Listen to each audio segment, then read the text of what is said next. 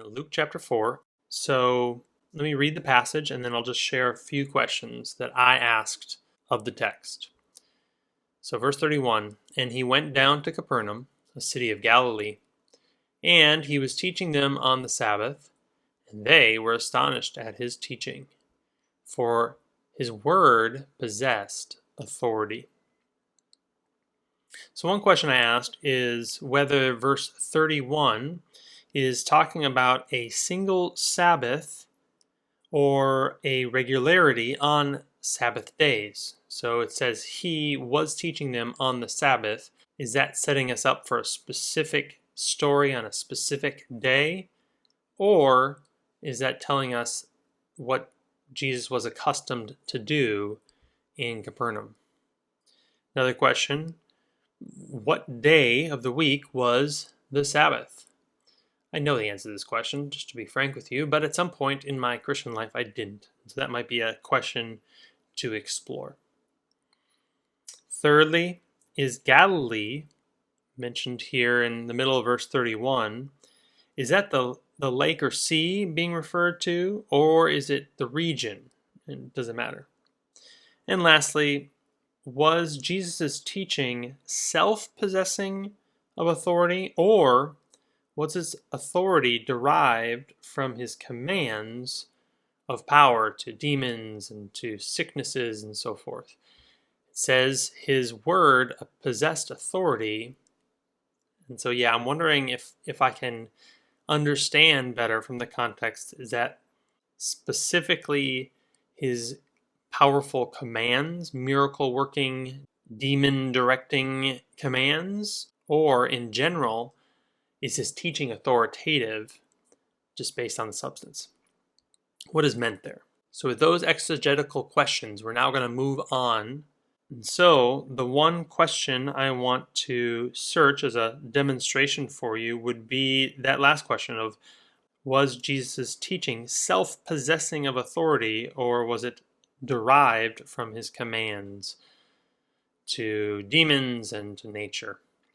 And so I'm going to go to this word authority, and I don't think I need to do an asterisk at the end. Authorities has a different impression relating to government authorities, that sort of thing.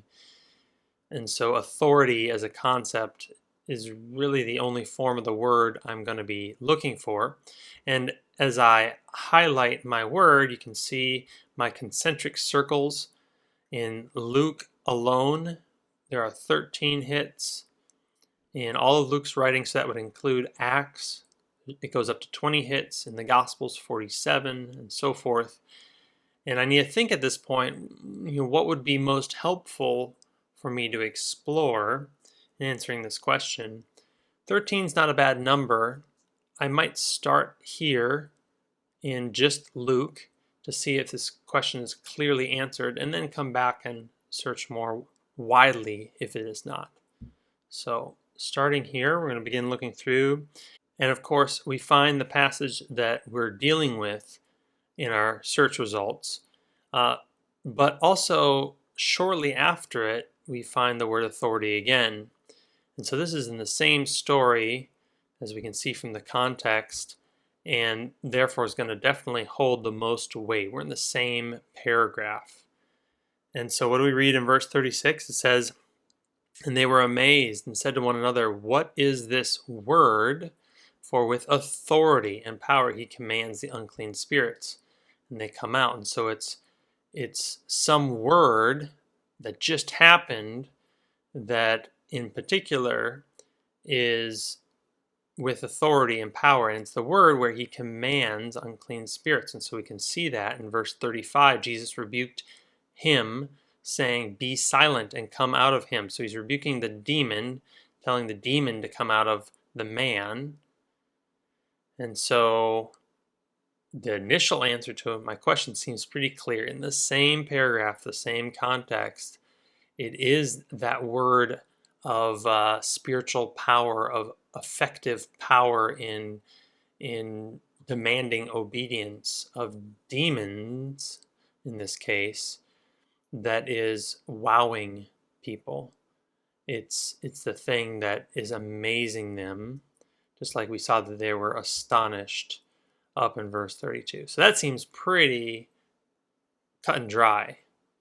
Clear answer to my question. It wasn't an authoritative tone or even the authority of speaking truth. Not that those things were not present, but what is being referred to in 31 and 32 when it talks about the astonishment of the synagogue because his word possessed authority? This seems to be almost an introduction to the story, and in that story itself we see what is meant. But that being said, as I continued to look through my search results, the next hit actually seemed also very relevant and shed light in another way on this question. And so here we're going to have to read a little context, but we see that a paralytic is brought in to be healed by Jesus. He's lowered through the tiles in the midst of the ceiling. Jesus begins by telling him that his sins are forgiven, which, riles up the Pharisees. They thinking that it's blasphemy. Who can forgive sins but God alone? But Jesus responds to them and says this intriguing statement. He says, which is easier to say, your sins are forgiven you, or to say, rise and walk? But that you may know that the Son of Man has authority on earth to forgive sins, he said to the man who was paralyzed, I say to you, rise, pick up your bed, and go home.